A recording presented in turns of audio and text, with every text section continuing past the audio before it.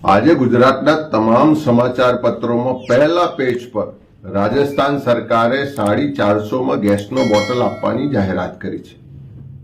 ગુજરાતીઓ ગુજરાતી પેપરમાં જાહેરાત વાંચે, પણ રાજસ્થાન સરકારની જાહેરાત, ગુજરાતની સરકાર કે જે ગુજરાતીઓના મતથી 156ની બહુમતી સાથે ડબલ એન્જિનની સરકાર છે, પણ ગુજરાતીઓ આજે પણ મોંઘવારીનો માર સહન કરવા માટે મજબૂર છે। 900 રૂપિયાનો બોટલ ખરીદવા માટે મજબૂર છે। એક તરફ પેટ્રોલ, ડીઝલ ને તમામ જીવન જરૂરિયાતની ચીજ વસ્તુના ભાવ આસમાને હોય, ઘર ચલાવવાનું મુશ્કેલ હોય, અને ગૃહિણીઓને અમે સુવિધા આપી એમ કરીને ઉજ્જવલા યોજના તો પ્રધાનમંત્રીશ્રીએ જાહેરાત કરી, ઉજ્જવલાના નામે જે કેરોસીન આપવામાં આવતું હતું એ બંધ કરી દેવામાં આવ્યું, અને પછી ગેસના ભાવ આજ પહેલા 1100 હતા અને આજે 900 સુધી પહોંચ્યા છે।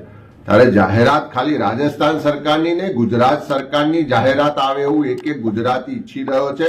અને અમે સરકારને કહેવા માંગીએ છીએ, ડબલ એન્જિન સરકારને કહેવા માંગીએ છીએ કે રાજસ્થાન સરકારની જાહેરાત ગુજરાતીઓ વાંચે, પણ ગુજરાત સરકારની જાહેરાત ક્યારે આવશે?